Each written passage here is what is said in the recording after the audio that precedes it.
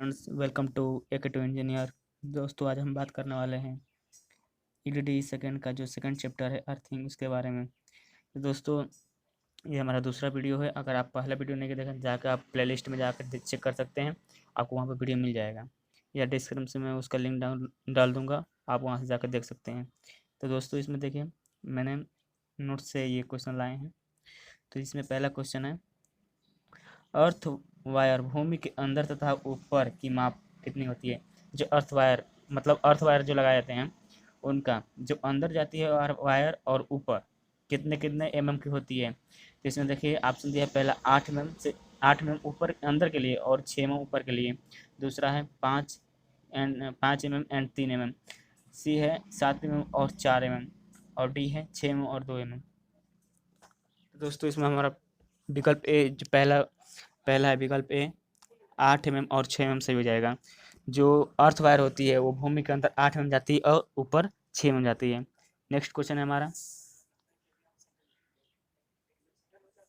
Next question है, निम्न में से हाई वोल्टेज को लो वोल्टेज में बदलता है। मतलब high voltage to low voltage करता है। तो इसमें 4 ऑप्शन दिए हैं। पहला है स्टेप अप ट्रांसफार्मर, दूसरा है स्टेप डाउन ट्रांसफार्मर, तीसरा है ए एंड बी, और चौथा है नॉन ऑफ दी अबव। तो दोस्तों, इसमें जो हाई वोल्टेज को लो वोल्टेज में बदलता है वो उसे बोलते हैं step down transformer. Step down transformer बोलते हैं क्योंकि ये जो प्राइमरी में अगर हम हाई दे रहे हैं और सेकेंडरी में लो मिल रहा है तो उसे स्टेप डाउन बोलते हैं। अगर हमें प्राइमरी में कम दे रहे हैं और सेकेंडरी में हाई मिल रहा है, हाई वोल्टेज, तो हमारा स्टेप अप ट्रांसफार्मर होता है। लेकिन यह अगर स्टेप अप ट्रांसफार्मर है ये वोल्टेज के लिए है, करंट के लिए हो जाएगा स्टेप डाउन। क्योंकि जो ट्रांसफार्मर द्वारा पावर होता है वो लिमिट मतलब कांस्टेंट रहता है। या तो वोल्टेज मान लीजिए वोल्टेज जो है अगर ये वोल्टेज बढ़ेगा तो करंट आपकी घट जाएगी। तो हमारा ये सेकेंडरी पे वोल्टेज घट गया है तो वोल्टेज घट गया है तो करंट बढ़ जाएगी। नेक्स्ट क्वेश्चन है दोस्तों, नेक्स्ट क्वेश्चन है 66 केवी में लाइन होती है, मतलब 66 केवी की लाइन होती है। उसमें लाइन मतलब जो वायर होते हैं, यहाँ पर वायर की बात की गई है, वायर होते हैं। दोस्तों, इसमें जो वायर होती हैं इसमें अगर 3 फेज आ रही हैं, 3 फेज 66 केवी में अगर 3 फेज आ रही हैं तो उसमें एक ऊपर ग्राउंडिंग मतलब अर्थिंग होगी, अर्थ वायर, और बाकी 3 फेज होते हैं। तो टोटल को मिला के चार चार वायर हो जाती हैं। ठीक। नेक्स्ट क्वेश्चन है हमारा, नेक्स्ट ट्रांसमिशन लाइन के पावर फैक्टर को बढ़ाया जाता है। मतलब जो ट्रांसमिशन लाइन होती है उनके पावर फैक्टर को कैसे बढ़ाया जाता है, या कोई भी लाइन डिस्ट्रीब्यूशन भी लाइन में उनका पावर फैक्टर कैसे बढ़ाया जाता है। जैसे गर्मियों में देखते हैं आप लोग बहुत सारे लोड चालू हो जाते हैं, जैसे फैन हो गया, कूलर हो गया, एसी हो गया। तो ये सब जब जितने लोड चालू होंगे तो उतना मतलब पावर फैक्टर कम मिलेगा। तो उनका पावर फैक्टर कैसे इंप्रूव किया जाता है। तो इसमें देखिए 4 ऑप्शन दिए गए हैं। विगलक द्वारा, आइसोलेटर द्वारा नहीं कभी किया जाता, कैपेसिटर बैंक है, और आइस इंसुलेटर है, और चौथा नॉन ऑफ दी एबव। इसमें दूसरा विकल्प सही हो जाएगा कैपेसिटर बैंक एक प्रकार का मतलब कैपेसिटरों का समूह है जिसे सीरीज या पैरेलल में जोड़ा जाता है। तो अगर सीरीज या पैरेलल में जोड़ देता है तो उसका पावर फैक्टर इंप्रूव हो जाता है। नेक्स्ट क्वेश्चन है हमारा, पाइप अर्थिंग में पाइप की व्यास होती है। हमारे यहाँ जो मतलब जितने 3-4 प्रकार की अर्थिंग होती है उसमें एक पाइप अर्थिंग भी है। तो बोला जा रहा है कि पाइप अर्थिंग में पाइप का व्यास होता है। जो पाइप अर्थिंग में पाइप लगाया जाता है भूमि के अंदर उसका व्यास होता है। तो इसमें पहला ऑप्शन है 28 एमएम, दूसरा है 24 एमएम, तीसरा है 29 एमएम, और डी ऑप्शन है 30 एमएम। तो इसमें फर्स्ट ऑप्शन से हो जाएगा 28 एमएम। जो पाइप होती है उसके 28 एमएम व्यास होती है। नेक्स्ट क्वेश्चन है हमारा, नेक्स्ट क्वेश्चन, अर्थिंग किया जाता है मतलब अर्थिंग का उद्देश्य क्या है। अगर किसी भी हम इंस्ट्रूमेंट या घरों या इंडस्ट्रीज का अर्थिंग कर रहे हैं तो दोस्तों किस उद्देश्य से किया जाता है। तो इसमें 4 ऑप्शन दिए, protection of electric shock, to reduce electrical quantity, to increase electrical quantity, और D option none of the above. तो दोस्तों, अर्थिंग का प्रयोग इलेक्ट्रिक शॉक से बचने के लिए किया जाता है। जैसे कि अगर कोई भी आयरन का इंस्ट्रूमेंट हो मतलब धातु इंस्ट्रूमेंट हो, उसमें बाई चांस अगर करंट फ्लो हो जा रही है करंट फ्लो हो जाए तो अगर आपको उस टच करें तो आपको करंट लग सकती है, मतलब शॉक लगेगी। यह लीकेज करंट होती है। यह बहुत हैवी मतलब डेंजरस होती है। इसे हम कैसे भी करके ग्राउंड में अगर लगा दिया जाए तो ये दोस्तों मतलब इक्विपमेंट छूने पर भी कितना भी लीकेज करंट हो, इक्विपमेंट छूने पर भी करंट नहीं लगता, क्योंकि जितने लीकेज करंट होती है सब ग्राउंड हो जाती है। तो इसमें पहला विकल्प सही हो जाएगा protection of electric shock.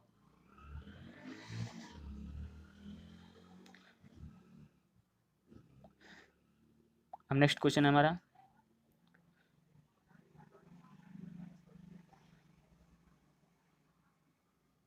Next question है विद्युत आवेश को बिना किसी खतरे से पृथ्वी में विसर्जित कहलाता है। मतलब अभी बताएं, जो इलेक्ट्रिक जो लीकेज करंट होती है उसे ग्राउंड में पहुंचाने की क्रिया को कहते हैं अर्थिंग। तो इसमें बोला जा रहा है कि विद्युत आवेश को बिना किसी खतरे के पृथ्वी में विसर्जित कहलाता है। तो इसमें पहला ऑप्शन सही हो जाएगा अर्थिंग।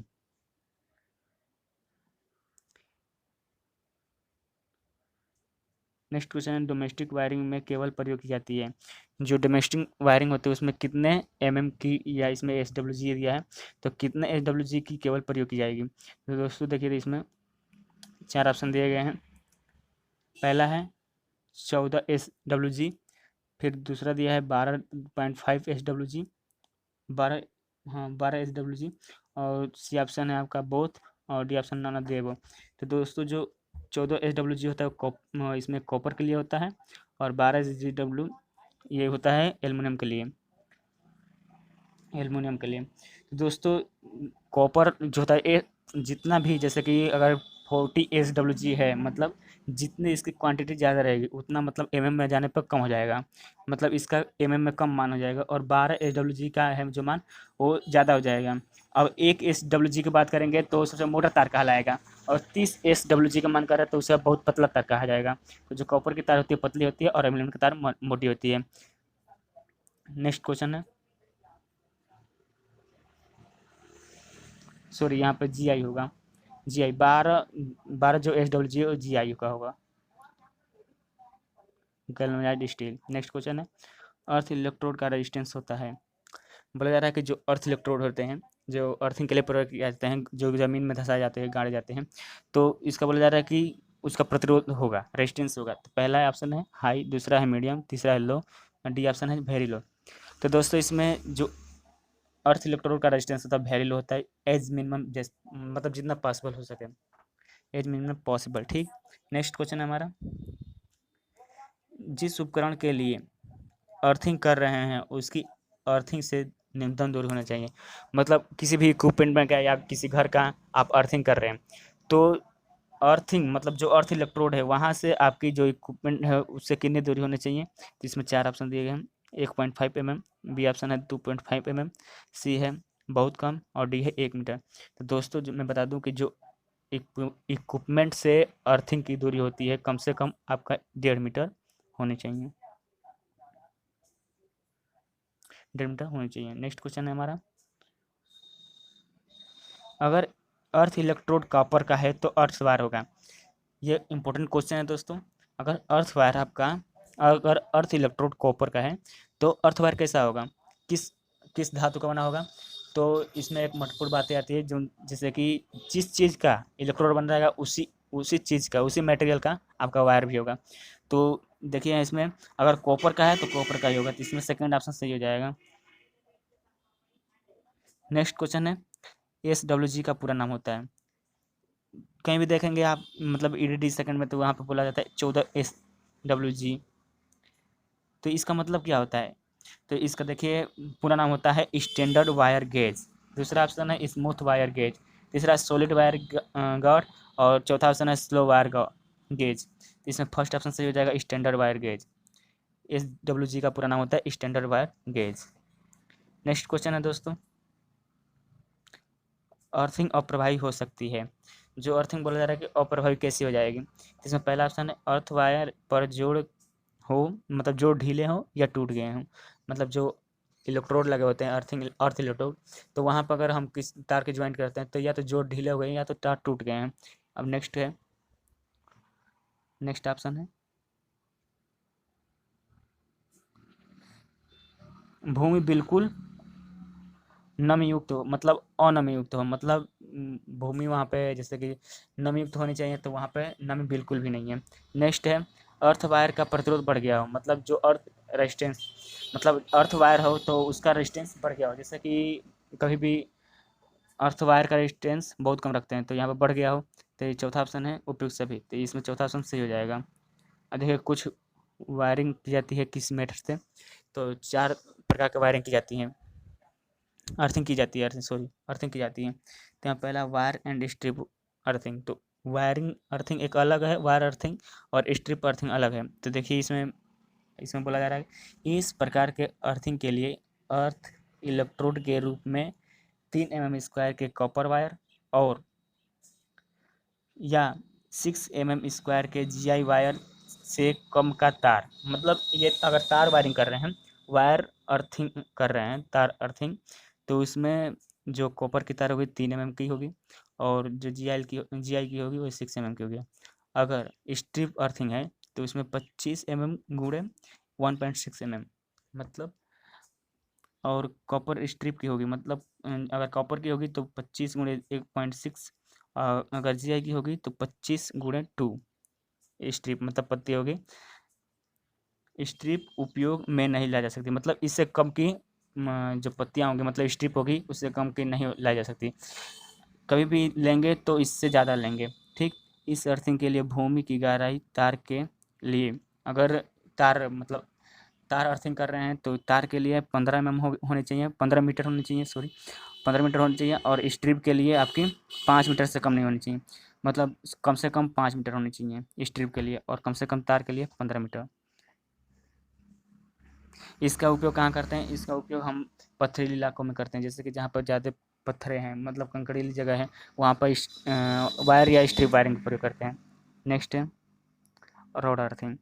रोड अर्थिंग का प्रयोग कहाँ करते हैं, रोड अर्थिंग का प्रयोग जहाँ बलुई मिट्टी, जैसे कि इसका समानांतर प्रयोग किया जाता है, लेकिन सबसे ज़्यादा बलुई मिट्टी में, बलुई जहाँ ज़मीन हो वहाँ पर करते हैं।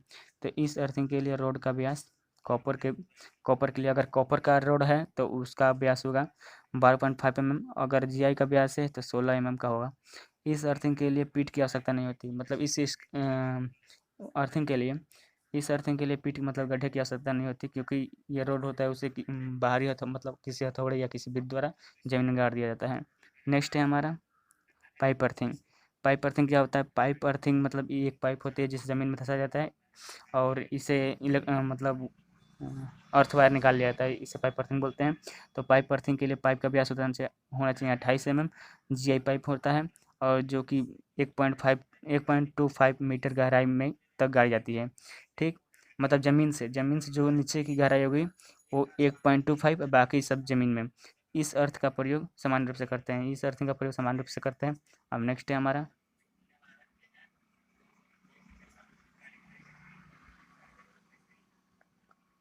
नेक्स्ट है प्लेट अर्थिंग। जो प्लेट अर्थिंग होती है, जैसे कि इसमें प्लेट होती है, चादर होती है, इसके लंबाई होगी, चौड़ाई होगी और मोटाई होगी। तो इस प्रकार के अर्थिंग के लिए कम से कम 60 mm का जो इसकी लंबाई होनी चाहिए, चौड़ाई होनी चाहिए 60 सेंटीमीटर, और जो इसकी मोटाई होनी चाहिए 3.15 mm की होनी चाहिए कॉपर की प्लेट के लिए। और अगर GI पर प्लेट ले रहे हैं तो इसके लिए 60 mm 60 सेंटीमीटर उसका लंबाई होना चाहिए, और 60 सेंटीमीटर उसकी चौड़ाई होनी चाहिए, और 6.3 सेंटीमीटर आपकी मोटाई होनी चाहिए। को गड्ढा बनाकर कम से कम 1.5 मीटर नीचे खड़ा कर रखा जाता है, मतलब सीधा सीधा खड़ा रखा जाता है ज़मीन में। दूरी कितनी हो जाएगी, कम से कम 1.5 मीटर। यह अर्थिंग सबसे ज़्यादा प्रभावशाली होता है, मतलब इस अर्थिंग का सबसे ज़्यादा महत्व है और इसका सबसे ज़्यादा प्रयोग किया जाता है। नेक्स्ट क्वेश्चन है कॉइल अर्थिंग का प्रयोग कहाँ से, जैसे कि हमारे आसपास जो लगे होते हैं PCC पोल या वुडन पोल, तो उनको भू संयोजित करने हेतु सामान्य उपयोगी यह व्यवस्था 8 SWG GI तार की 50 mm व्यास तथा लगभग 460 mm लंबी कुंडली को 1.5 मीटर गहराई में खड़ा कर देते हैं। तो देखिए इसमें जो 8 SWG का तार होगा, 8 SWG GI तार होगा, उसको 50 mm व्यास की, मतलब ये जो कुंडली बनेगी वो 50 mm व्यास की बनेगी, और कितनी लंबी बनेगी, 460 mm की बनेगी, और इसे कितने ज़मीन के अंदर 1.5 mm नीचे डाल देंगे। गहराई में खड़ा करने के बाद कच्चे कोयले की परतों से ढक देते हैं, मतलब जो कच्चे कोयले होते हैं उसको परतों से ढक दिया जाता है। तो ये भी जो अर्थिंग होती है वो बहुत महत्वपूर्ण होती है, क्योंकि इसका प्रयोग वुडन पोल और प्रेसिस पोल के लिए करते हैं। नेक्स्ट क्वेश्चन हमारा, दो चालकों वाली ट्रांसमिशन लाइन में प्रेरित वोल्टता का मान होता है। मतलब दो कंडक्टर वाली ट्रांसमिशन लाइन में प्रेरित वोल्टता का मान होता है। अगर दो लाइनें हैं तो 1/3 हो जाएगा, बी विकल्प सही हो जाएगा। अगर तीन चालक होगा तो इसमें हमारा 1.4 हो जाएगा, 1/4 हो जाएगा। ठीक। अब नेक्स्ट क्वेश्चन है हमारा, डिस्ट्रीब्यूशन ट्रांसफार्मर होता है। जो डिस्ट्रीब्यूशन ट्रांसफार्मर होता है कभी भी 11 kV को 415 हो जाएगा या 240 वोल्ट हो जाएगा। तो 3 फेज के लिए 415 और सिंगल फेज के लिए 240। तो इसमें दोस्तों हमारा बी विकल्प सही हो जाएगा। जो डिस्ट्रीब्यूशन ट्रांसफार्मर आपके जो पोल पर लगे होते हैं या प्रिंट पर लगे होते हैं, 63 kV के जो ट्रांसफार्मर होते हैं, उस 63 kV के जो होते हैं उन्हें उस ट्रांसफार्मर को पोल पर लगा रखा जाता है, और 125 kV का जो होता है उसे प्लिंथ पर रखा जाता है। तो दोस्तों वीडियो कैसा लगा कमेंट में ज़रूर बताएं, और वीडियो को ज़्यादा से ज़्यादा शेयर कीजिए, क्योंकि वीडियो बनाने में थोड़ा ज़्यादा मेहनत लग रहा है। चूँकि वीडियो मोबाइल से बनाना है, थोड़ा ज़्यादा मेहनत पड़ जा रही है। ज़्यादा से ज़्यादा शेयर कीजिए। Thanks for watching.